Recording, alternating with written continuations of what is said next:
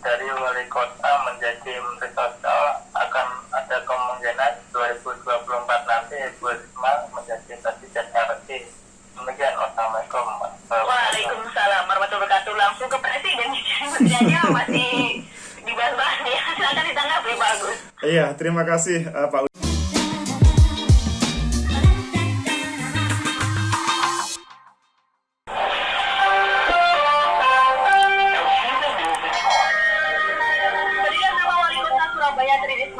Sebagai salah satu sosok yang digadang-gadang akan menempati posisi Menteri Sosial menggantikan Juliari Batubara terus berhembus. Meski nama-nama lain seperti Syukur Nababan dan Eriko Sotarduga juga muncul sebagai kandidat calon pengganti Juliari Batubara. Berapa besar peluang Risma menempati posisi Menteri Sosial? Kami akan membahasnya bersama dengan sosiolog politik Universitas Negeri Surabaya, Agus Mahfud Fauzi.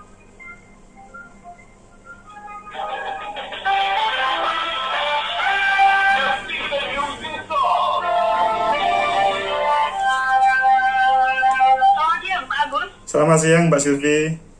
Pak Agus, sebelum kita bahas lebih lanjut, kita simak dulu ya pernyataan dari Bu Risma saat dimintai keterangan oleh wartawan saat ditanya digadang-gadang untuk menempati posisi Menteri, Pak Agus ya. Baik.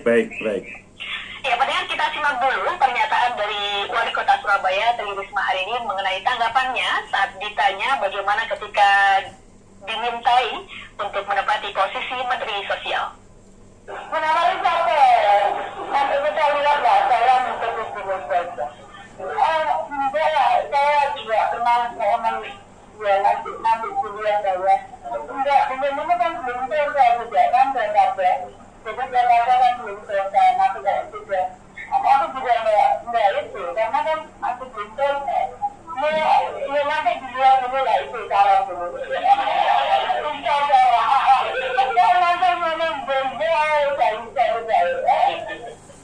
Yang bisa mengukur aku, ya aku, bukan orang lain. Ya, itu tadi adalah penjelasan dari Wali Kota Surabaya Tri Risma hari ini. Pak Agus katanya mau istihoroh dulu gitu ya. Dan pasti yang jadi pertanyaan masyarakat adalah mau nggak ya Bu Risma, mengingat sebelumnya juga pernah ditawari tapi belum diterima itu hidangannya Pak Agus. Itulah Bu Risma sudah menjadi politisi, bukan sebagai birokrat lagi. Jadi jawaban ke publik itu menampilkan bahwa sesuatu yang berbeda antara yang dia ketahui dengan yang di belakangnya. Kalau saya melihatnya Bu Risma itu ketika berbicara istihoroh, itu sebetulnya beliau sudah mendengar informasi ini. Tetapi ya semua kan berproses. Politik itu kan kalau berbicara detik per detik, itu kalau ada informasi yang tidak baik, itu selanjutnya berubah. Untuk kehati-hatian tersebutlah Bu Risma kemudian mengatakan istikharah dulu. Jadi pada kesempatan wawancara dengan teman-teman wartawan itu menunjukkan bahwa Bu Risma sudah mendengarkan, tetapi perlu hati-hati untuk merespon dari publik itu. Begitu Mbak Silvi. Tapi kalau jawabannya itu pas sudah cukup hati-hati Pak Agus?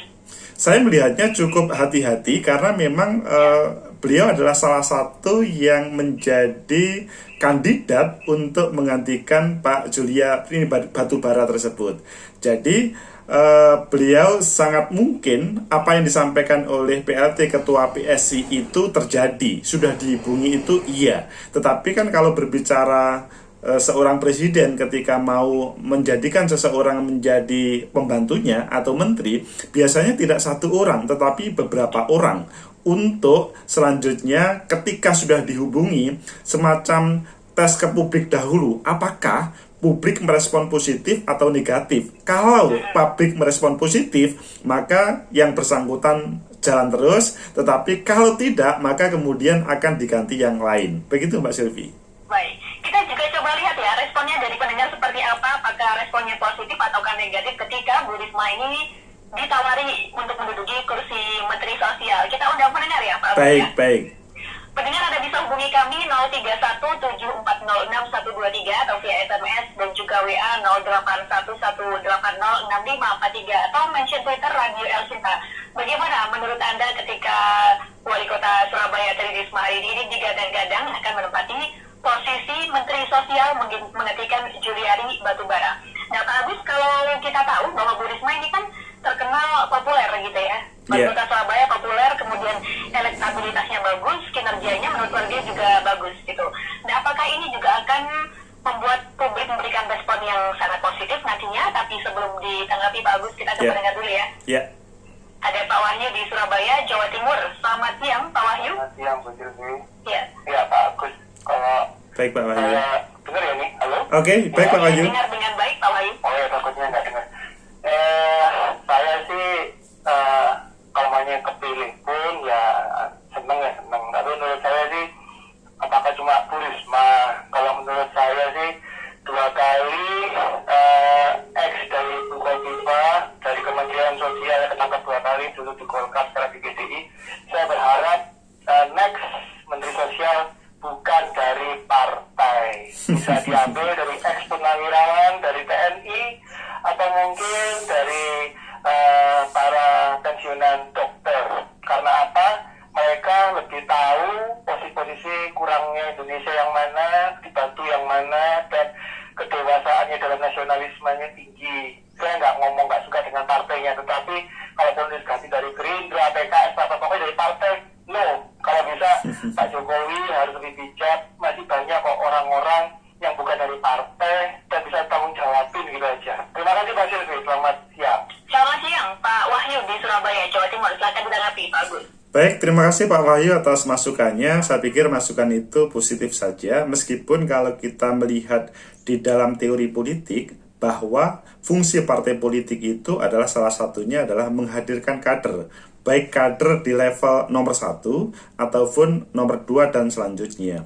Pada kesempatan ini, ya kita tahu bahwa Bu Risma saat ini adalah salah satu wakil ketua DPP PDI Perjuangan. Tetapi yang perlu kita catat, sebelum beliau di DPP, beliau adalah birokrat PNS yang selanjutnya sesudah sekian lama berprestasi, selanjutnya direkrut menjadi calon wali kota, sebelumnya wakil wali kota, yang seharusnya seandainya tidak ada persyaratan menjadi partai politik atau melepaskan proses dari ASN atau PNS, maka kemungkinan beliau akan tetap di ASN-nya, PNS-nya. Tetapi karena itu adalah sebuah persyaratan, maka beliau mengundurkan diri, apalagi kemudian terpilih menjadi wakil wali kota sebelumnya, seharusnya sehingga harus mundur.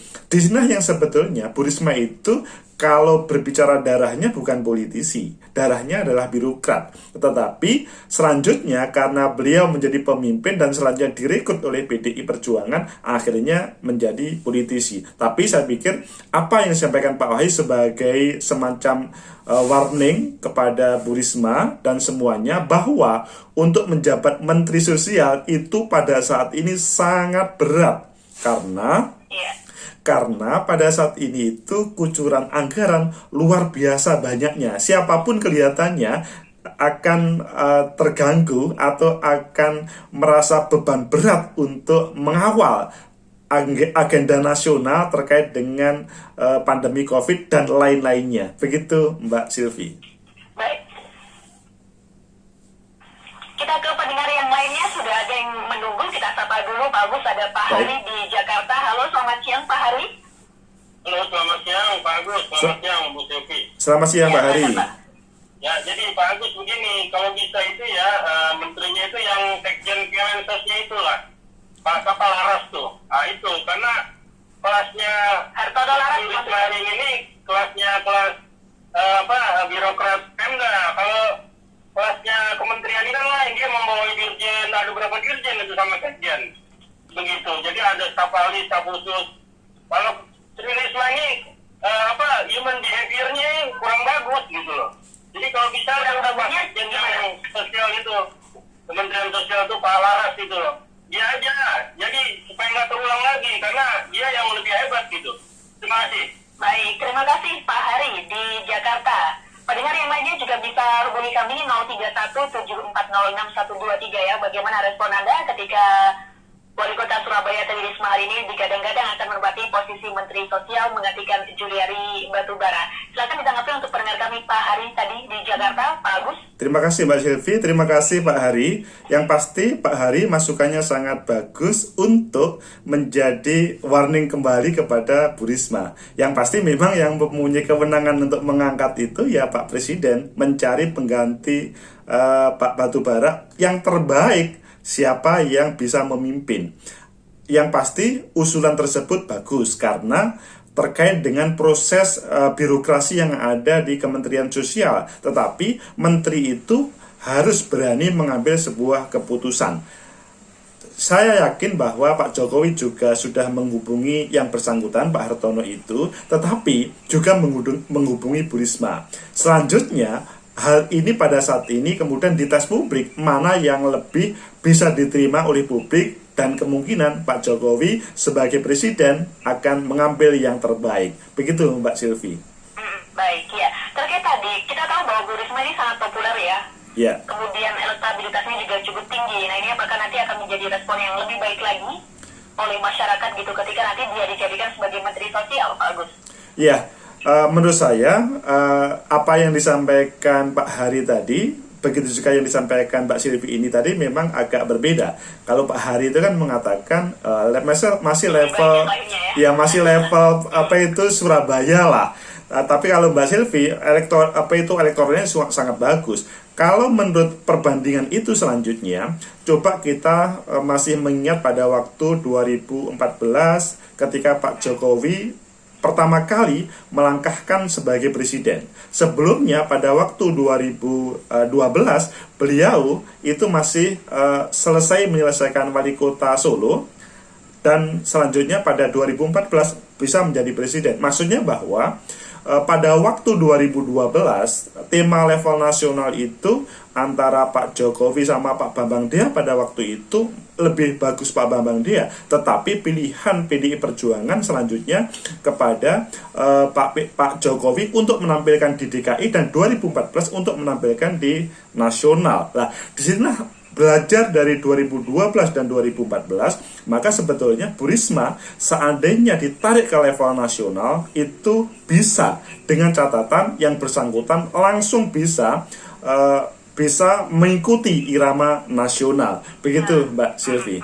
Baik, sebelum kita lanjutkan bagaimana apakah nanti Bu Risma bisa mengikuti irama nasional, ada pendengar dulu kita sapa yang sudah menghubungi 03174061123, ada Pak Slamet Muksan di Tangerang, Banten. Halo, selamat siang Pak Slamet. Selamat siang Mbak Silvi. Iya. Ya Pak Agus, selamat siang. Selamat siang Pak Slamet. Ya, keinginan masyarakat selalu baik. Keinginan masyarakat ya nyaris dianggap benar gitu. Betul. Tapi kan partai sudah berdarah-darah, tidak mungkin lepas begitu aja. Dan saya yakin dua partai itu tetap masuk. Mungkin posisinya yang dirotasi ya, dia diputar-putar gitu, atau tetap di situ gitu. Yang jelas tidak ada jatahnya hilang karena ya bagaimanapun juga kan tidak ada makan siang gratis itu. Jadi sehebat apapun, sehebat Susi Pujiastuti nggak mungkin kembali lagi ke tempat yang sama atau di posisi apapun yang lain gitu. Jadi mungkin malah saya memprediksi reshuffle ini bulan ini juga. Nggak sampai tahun depan, nggak sampai Januari apa gitu. Saya berprediksi tahun ini juga. Dan memang Risma sangat kuat. Saya lihat di atas 90% ya. Ya kalau Risma mungkin hanya cocok di Mensos, bukan tidak cocok yang lain, tapi belum talentanya belum kelihatan nih kalau untuk yang lain. Untuk kelautan jauh nggak mungkin. Ya bahkan saya menyarankan agak ekstrim bahwa untuk Menteri Kelautan itu kasih aja Fadli John. Ya, jadi orang akan marah-marah segala macam, nggak perlu.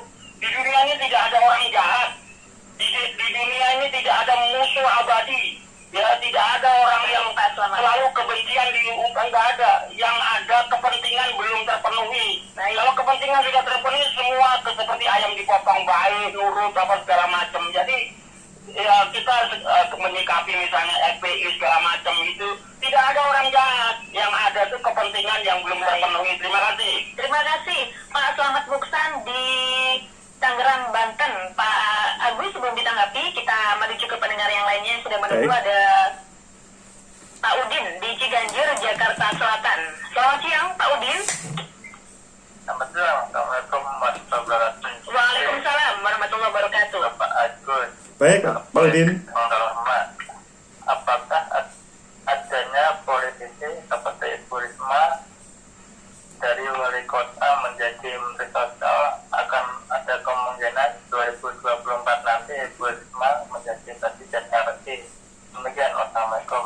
Waalaikumsalam warahmatullahi wabarakatuh. Langsung ke presiden, menterinya masih dibahas-bahas ya. Silakan ditanggapi Pak Agus. Iya, terima kasih Pak Udin. Sebelum ke Pak Udin, yang Pak Slamet tadi ya, bahwa memang tidak ada makan siang gratis, iya. Dan bahwa pada saat ini memang yang kedua kementerian tersebut pasti akan dicarikan pengganti oleh Pak Jokowi. Tetapi Pak Jokowi pasti akan super hati-hati. Tapi seandainya yang disarankan tadi, yang disarankan oleh Pak Hari tadi masuk, maka akan, menurut saya akan lebih memperbaiki citra pemerintahan Pak Jokowi. Meskipun tidak harus sekjennya. Maksudnya adalah mencari orang yang profesional, tetapi mereka yang anti korupsi. Karena kedua menteri ini kan ditangkap bukan karena profesionalismenya, tetapi karena yang bersangkutan terjebak dengan permainan korupsi yang ada di dalamnya. Apakah sengaja atau tidak, kita tidak tahu yang sebenarnya, karena semuanya masih proses. Selanjutnya, yang disampaikan oleh Pak Slamet tadi, bahwa pada kesempatan ini kemungkinan kedua partai tersebut mempunyai kepentingan untuk menampilkan kadernya sebagai pengganti. Tetapi pasti Pak Jokowi juga akan men-screening atau menyaring terkait dengan siapa penggantinya. Tidak ingin Pak Jokowi namanya kemudian tercoret atau dicoret oleh dua menteri tersebut, sehingga pasti akan super hati-hati. Kemudian ketika disampaikan oleh Pak Udin tadi, apakah hal ini akan running di 2024? Ya, kemungkinan itu bisa terjadi. Yang pasti bahwa ketika Bu Susi yang disampaikan oleh Pak Slamet tadi tidak akan mungkin balik lagi, itu salah satu mengapa Bu Susi itu sulit untuk menjadi menteri lagi meskipun beliau berprestasi. Salah satunya adalah karena di 2024 Bu Susi menjadi sebuah ancaman untuk menjadi calon presiden alternatif kalau beliau mendapatkan atau mempunyai panggung. Sehingga pada kesempatan ini, maka kemungkinan Bu Susi itu sangat kecil, meskipun secara pribadi Pak Jokowi ada ketertarikan melihat prestasi kepada Bu Susi. Selanjutnya, kembali kepada yang Pak Udin tadi, apakah kemungkinan di 2024 akan running? Itu kemungkinan terjadi. Syaratnya adalah bagaimana 2020-2024 selanjutnya, adakah prestasi yang ditampilkan oleh misalkan pada kesempatan ini Menteri Bu Risma seandainya beliau terpilih. Karena Pak Jokowi itu loh 2012-2013 menjadi gubernur DKI, 2 tahun lagi selanjutnya oleh PDI Perjuangan dicalonkan menjadi presiden dan kemudian terpilih. Ini menunjukkan bahwa 2020 ke 2024 itu masih ada waktu, meskipun di PDI Perjuangan ada banyak kader yang bisa ditampilkan. Salah satunya adalah Bu Risma. Begitu Mbak Silvi. Baik, ya terkait dengan kinerja tadi, mungkin yang banyak yang bilang seperti ini, iya dong kemarin bagus kerjanya cuma di tingkat kota, belum di tingkat kementerian, itu gimana Pak Agus? Ya, kalau kita membandingkan antara Pak Jokowi level kota Surakarta, Solo dengan Surabaya, itu tentunya ya berbanding, bahkan relatif lebih bagus Surabaya sebetulnya. Waktu itu kalau kita boleh memberikan pintu masuknya Pak Jokowi adalah ketika beliau menampilkan mobil yang SMK-nya dan selanjutnya bisa membranding Pak Jokowi sebagai calon gubernur, selanjutnya menjadi calon presiden pada waktu 2012, 2013, dan 2014. Pada kesempatan ini, tentunya ketika Bu Risma sudah mendapatkan berbagai prestasi, maka hal itu juga bisa menjadi solusi atau jawaban dari ini semua, Mbak Silvi. Baik, ya. Ini juga ada sejumlah komentar ya dari Facebook. Tadi kami menulis di Facebook, Wali Kota Surabaya Tri Risma hari ini yang digadang-gadang akan menempati posisi menteri. Itu sudah ada tanggapan dari akun Dewa Suryana bilang cocok sekali. Lalu dari akun Islah Rampak Naung bilangnya itu memang keinginannya PDIP sih.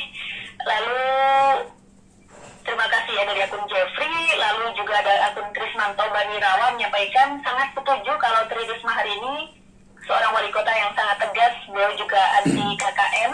Kemudian dari akun Kusaidi Edi menyampaikan bolehlah Bu Risma jadi menteri. Silakan ditanggapi Pak Agus. Ya, saya pikir para teman-teman yang merespon tadi di Facebook itu semuanya tidak ada yang negatif, semuanya positif. Ya memang mendasarkan pada yang mereka lihat tentang Bu Risma sampai hari ini. Meskipun sebetulnya siapapun pasti akan ada titik-titik lemah, tetapi memang di publik Bu Risma itu bagus. Sehingga pada kesempatan ini ketika ditampilkan untuk menjadi salah satu calon menteri, itu pasti akan positif. Dan hal yang positif itu akan memberi semacam support modal bagi Bu Risma untuk dipilih dan selanjutnya bisa bekerja ketika Pak Jokowi selanjutnya hak prerogatifnya diberikan kepada Bu Risma. Begitu Mbak Silvi.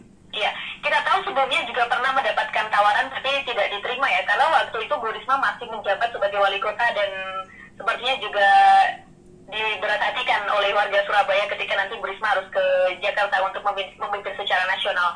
Sekarang kan sudah 2 periode, sudah mau berakhir juga. Ini kemungkinannya apakah akan lebih besar gitu untuk diterima nanti Pak Agus? Itulah yang kemudian menjadi referensi bagi publik pada waktu 2019 ketika mengangkat menteri memang ditawarin dan kemudian yang tampil di publik itu adalah beliau ingin menyelesaikan tentang kepemimpinannya di kota Surabaya. Meskipun kita tidak tahu di belakang itu apakah ada atau tidak tentang alasan. Kalau berbicara politik, berbicara panggung depan, panggung belakang yang saya sampaikan tadi, dramaturgi biasanya ada, tetapi yang mengedepan adalah panggung depan, yaitu bahwa beliau ingin menyelesaikan sebagai wali kota Surabaya. Dan pada saat ini memang pada saat yang tepat. Jadi ini adalah sebuah solusi yang tidak harus menunggu momentum, tetapi momentum kemudian tertangkap KPK tersebut selanjutnya menjadi momentum yang bagus bagi Bu Risma untuk seandainya Pak Jokowi mengambil sebagai bagian dari kabinetnya. Begitu Mbak Silvi. Ya, ada pendengar lagi, kita sapa lagi. Ada pendengar dari Tebet, Jakarta Selatan, ada Pak Riki. Halo, selamat siang Pak Riki. Selamat siang Pak. Iya. Selamat siang Pak Riki. Ini mau siapa menjadi menteri? Kalau menurut saya mah yang penting jangan tergoda aja itu. Yang mudah-mudah kayak zaman dulu. Pak Riki suaranya kecil sekali Pak Riki ya. Bentar. Iya, bisa dibantu geser dulu ya biar lebih bagus ini. Halo? Ya, ini lebih bagus. Terima kasih, silakan Pak.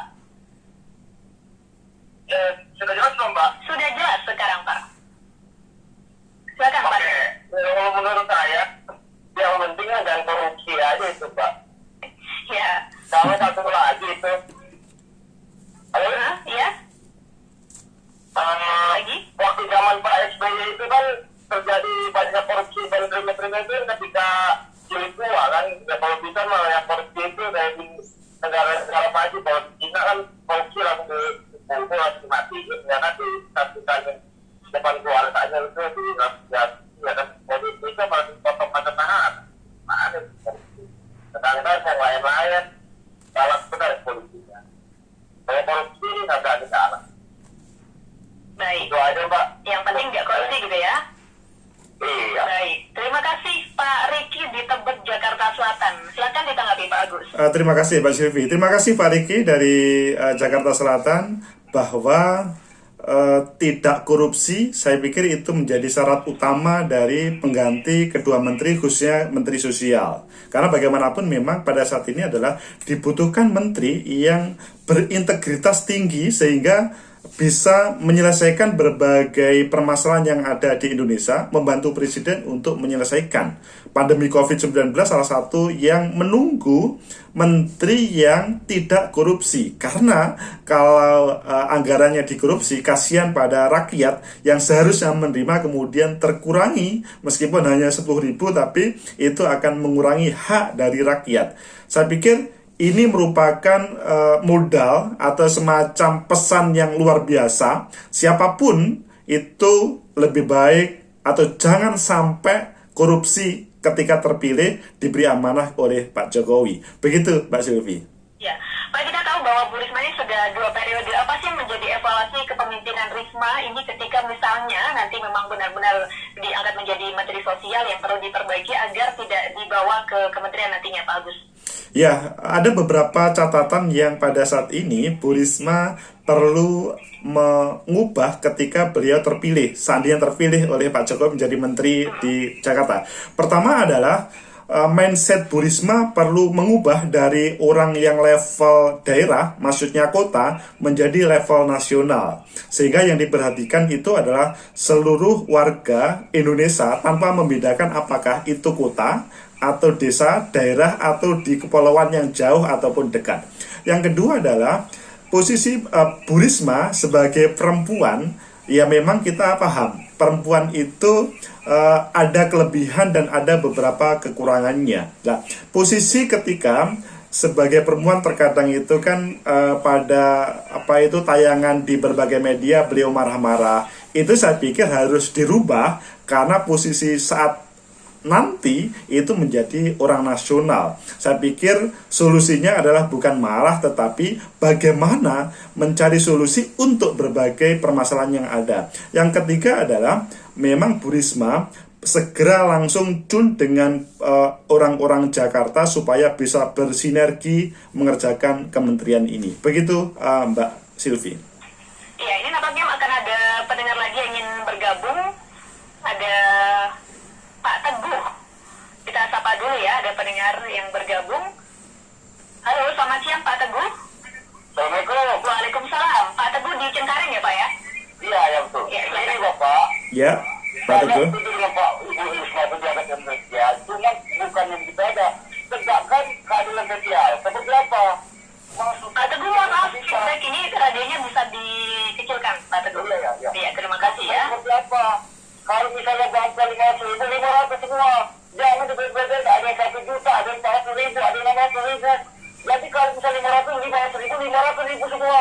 Jadi tegakkan keadilan sosial. Itu dulu saya. Terima kasih. Terima kasih Pak Teguh di Cengkareng, Jakarta Barat. Mungkin tentang bantuan gitu ya? Iya. Silakan ditanggapi Pak Agus. Ya, pesan yang bagus untuk Bu Risma ya, kalau beliau betul terpilih oleh Pak Jokowi, tegakkan keadilan sosial. Saya pikir ini merupakan kebutuhan seluruh warga negara Indonesia. Karena kalau misalkan ada perbedaan keadilan terkait dengan para warga, apa yang seharusnya diterima, apa yang seharusnya mereka kemudian butuhkan direspon oleh pemerintah pusat, itu kalau tidak, itu menjadi masalah. Dan saya melihatnya Bu Risma, apa yang disampaikan oleh Pak Teguh, kemungkinan besar beliau bisa menyelesaikan terkait tegakkan keadilan nasional. Syaratnya teman-teman yang ada di PDI Perjuangan ikhlas betul memberikan Bu Risma untuk pemerintah kita, untuk negara kita. Tidak harus kemudian direviewi atau diganggu oleh partai. Begitu Mbak Silvi. Baik, Pak Agus, sayang sekali waktunya terbatas. Terima kasih sudah bersama Elsinta untuk siang ini Pak Agus ya. Terima kasih Mbak Silvi. Selamat siang Pak Agus. Selamat siang. Itulah dialog lepas dengan Elsinta FM. Meskipun Mbak Silvi adalah di Surabaya, tetapi disiarkan secara nasional. Semoga ada manfaat, semoga menjadi referensi membangun negeri ini. Orang daerah itu juga bisa berkontribusi untuk level nasional selama diberi amanah. Maka seandainya Pak Jokowi memberikan hak prerogatifnya kepada Bu Risma, sangat mungkin beliau siap untuk melaksanakannya, tetapi tidak boleh Bu Risma kemudian melupakan identitasnya sebagai orang yang baik, orang yang bersih, dan orang yang menjadi terdepan selama memimpin kota Surabaya. Semoga ada manfaat. Like, subscribe, comment, and share. Sampai jumpa.